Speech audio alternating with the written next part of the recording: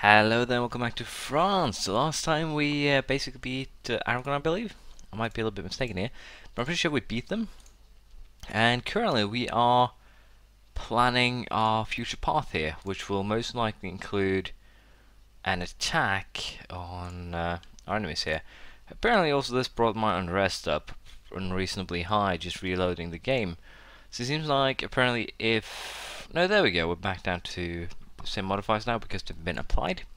So reloading the game is apparently a very bad thing to do. But anyways, we are more or less just preparing here for a war against England. And the goal, of course, in said war will be to take Cornwall, Wessex, Kent and Calais. The reason why is because we want to, well, start beating back England, try and stop their colonization attempts. And basically take Portuguese Brazil off Portugal's hands and potentially stop the colonization done by Castile here. Because, well, Castile is going to be very, very annoying in, of course, the colonization race, and thus I want to take all of their colonies and basically just get completely rid of Castile, if that makes any sense. So we'll definitely be firing a claim on Sevilla, and we'll be moving from there, probably Murcia as well, Cuenca, Cáceres, Badajoz, and of course, again, the goal is to completely get rid of them. The main problem, of course, with that is that we have a very, very bad ruler, so I have to deal with that accordingly, if you will. But it should be fine. We'll be aiming at getting our troops over to England, basically ASAP here. They're allied with Sweden and Norway and rule over Scotland. And Saxony, Austria and Bohemia will be joining me here, so I don't really need to siege Calais on my own. And all I really need to focus about here is get my troops over to Kent and stuff like that ASAP, which is going to be a little bit challenging, I dare say, but as long as I can get probably 3 or 4 units over there, I should be able to challenge the English ones and probably beat them due to superior attack. So that is going to be the goal here, to just beat them with attack rather than anything else. And I did try and just walk them over, as you can see it didn't work too good, but this should do the trick, hopefully. And it should be interesting to see just how many, well, divisions, if you will, I can get over there before the English start beating me back, if you will. Funnily enough here, since I'm invading through Kent, I need to actually siege London first. So I'm going to send these 2 units over there. We're going to send the one that's there back, because the 2 units that I sent are actually sieging units. They are meant for, well, sieging. And in terms of our enemy here, I basically have almost more forces than they have total in England already. So it seems like I basically have a very, very good force here that I can use for this war. I can probably add more troops. There's 16,000 men in Connacht for some weird reason. So that also makes it a lot easier to deal with the English fleet. There's also a it's actually a Swedish fleet there, which is kind of weird, but doesn't really matter. We'll go ahead and repair our fleet, and I'll send more troops over if they're needed. If not, then we're just going to slowly but surely siege England. We're currently losing taking war score. We also have Connacht occupied by England, which is apparently a very big no-no. But as soon as London falls, we can definitely start making some bigger moves here, and the Austrian fleet here will probably actually give us the advantage we need to catch. Well, I thought I would be able to catch the Scottish, but I wasn't. So let's just go ahead and set up a blockade with Deutsche Bank, just to speed up the siege a little bit. And for the time being, we'll sit back, relax, and see how this goes. I'm pretty sure we will end up... Oh! That is a very good surprise. So we had a stability drop here because my king died. My stupid king, you know. Now we have Francois the Valois 356, a lot better. But again, not the best, because I need admin power. The heir is very bad, though, as well, because of the fact that, well, he is 1 admin. But other than that, he's pretty decent with a 145, can't complain. Military-wise, we're definitely going to be ahead for a while, which is problematic because, again, I need admin points for coring and the last admin idea. So we're going to assign him as a general. A 431, that's not bad at all. This guy can definitely do, well, more than his weight in gold. The Swedes have actually attacked Italy. This is no joke, the Swedes have actually attacked Italy. We're going to send this army here to support that, and it's a weird one. I might as well get a secondary general here, because again, I do have a ton of military points. and I'm just going to keep getting more. So we'll put Jean-Antoine de la Motte d'Iran, or d'Iran, in charge of that. And of course, I'm sorry to anyone who has a French heritage. I probably butchered that so badly that some of you might want to butcher me. But hopefully, I did not incur the wrath of you guys. I dare hope. So we'll see how this goes. But again, I'm pretty confident that we should be able to, of course, beat England here, and that is quite literally the important part. Now, this is the funny part here. I think we're going to challenge this English army, and again, if we beat this, we have more than less, well, set ourselves on top here, basically as in charge of the region. Did one of my armies get destroyed?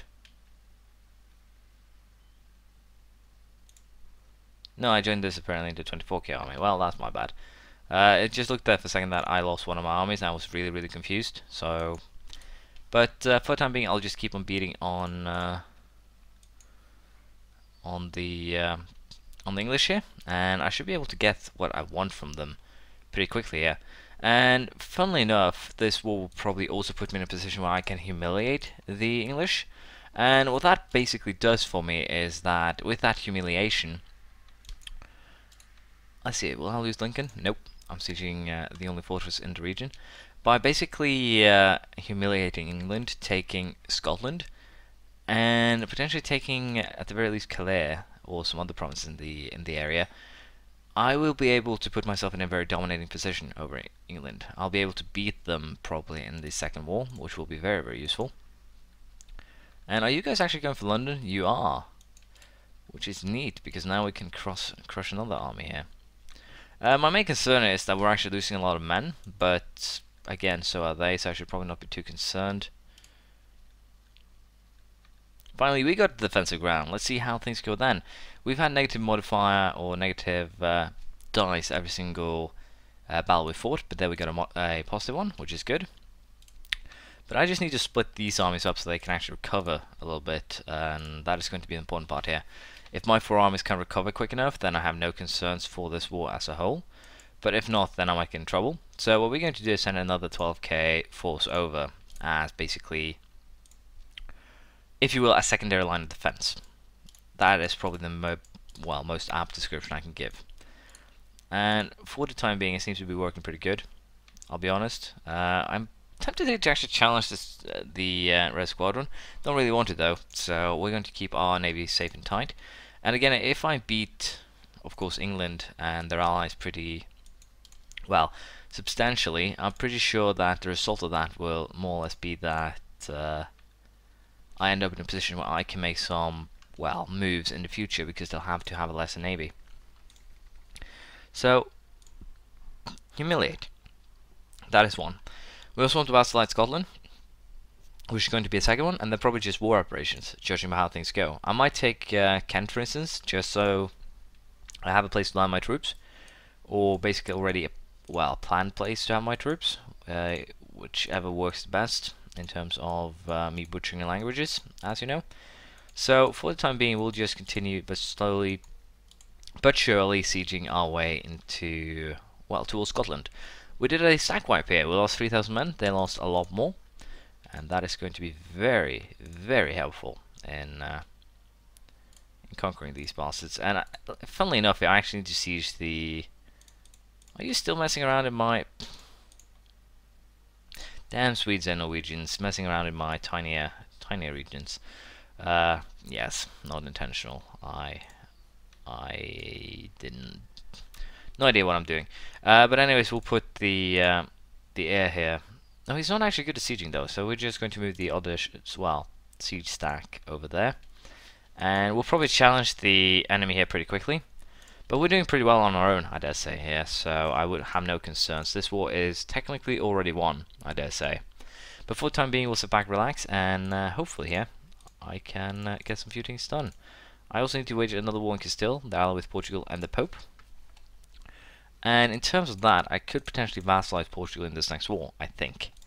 Which is going to be very interesting. But I'll have to see. For now, however, while we finish up our war with England, we're going to fabricate claims on Sevilla. and basically these two provinces here that we're going to take next war. Potentially Cuenca, Murcia too, because again it's just eating Castile here. That is basically our priority. I don't need to take down Portugal too quickly because I'm going to use them for colonial purposes. But I'll finish England and then we'll see what we'll do after that. There we go, we can finally make some moves here with each of that province, and of course what we're going to do is basically straight up challenge the English army here. We're going to split off this army here, put a... no idea why they have to take the long route around, but fine, if they want to do that, that's up to them. We do have some issues here basically with, of course, fortresses. That's going to be very annoying. And apparently we sent them over to Ireland, which is a very interesting thing to note, because that means that if they want to go for me again here, they will have to attack over the seas, which is, well, at the very least, a interesting side note. So we'll have the successful army here just go back and retreat, get a little bit of help back, or troop numbers, depending on how you want to look at it, which is perfectly fine. And it's going to be interesting to see here how things go. We're basically sieging two fortresses right now. We're sieging the capital fortress of Scotland, I believe, and also sieging out, I think we can make peace with basically Scotland becoming a vassal of ours.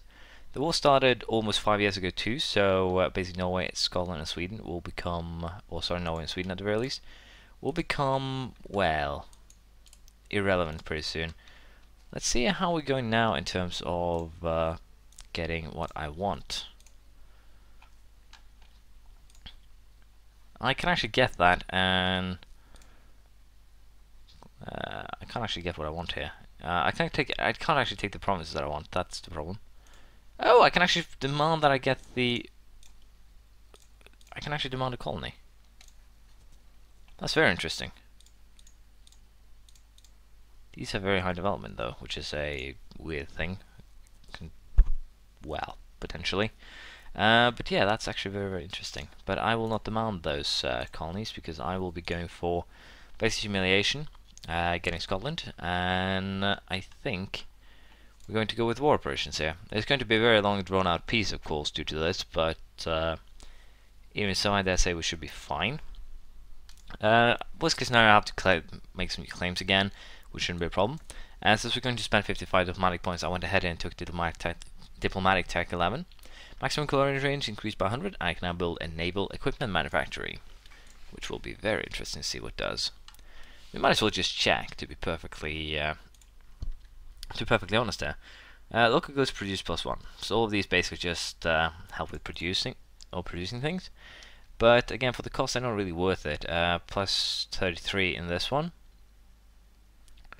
We'll increase trade value by 330. So yeah, trade value is probably the, well, highest reason to build them. But right now, I'm not too concerned about money, so it should not be too much of a problem. Funnily enough, there's also some Protestant zealots here that might cause some minor issues. I'll have to see how we want to deal with those. Norway does not want to peace out. Well, worst case scenario, what I could do with England is actually just, instead of humiliation, just get war operations and potentially Scotland here, and then see if I can get Kent. I can actually get Kent too, on the Kent and Calais on the with the same order here, which is very good. 1 to 32 with 63 nations. Aragon and England might join a coalition. But basically what this will do is put me in a very promising situation for future war. I can just invade from Kent. And Calais, of course, means that we kicked England completely off the mainland. So yeah, we'll go with this deal. There's no reason not to. And with that, I can also now start attacking, or focusing, if you will, on dealing with Castile, which we have been fabricating claims on. I still have a couple more claims to fabricate though. I need Cáceres and Madrid, and then we will declare war. In terms of coring now, it's going a little quicker. We basically have the coring points, or coring things we need when we need them, so I'm no concerns about that anymore, which is good. And also the best thing is I can now also stage attacks from good old Scotland here. And of course we're going to reclaim the course basically right away. Then we're going to reclaim probably Ireland for Ulster. And then we're going to conquer, well, England for ourselves, because that's how we do things. But I definitely need to get these guys back to mainland. I'm going to keep 1/12 of my army here, basically just as a delay if we get attacked. But other than that, I'm going to get all of these back and basically prepare for a war here on Castile. So let's have all of them walk down to Alentejo, and I'll have one getting sent by ship. Bohemia, Connacht. I'll accept the Bohemian one. It could be useful. Units and all. But I should probably check that out before I make any decisions like that. So, my bad. Castile is allied with Portugal and Pope. Pope is going to be a little bit of a problem, but not much. And Portugal here, again, I can potentially vassalize them. If I play my cards right, I think they will be within vassalization range. They still has Portuguese Brazil in their control, which should mean that I should be able to get Portuguese Brazil. And it seems like Portugal doesn't actually have any more than, as you can see, they've actually made Africa the capital. So I should be able to vassalize them again with no fuss. But the problem is then what I want to do with Connacht. If I want to just conquer the area myself, peacefully annex potentially Connacht here, and to be perfectly honest, I think that is the way to go.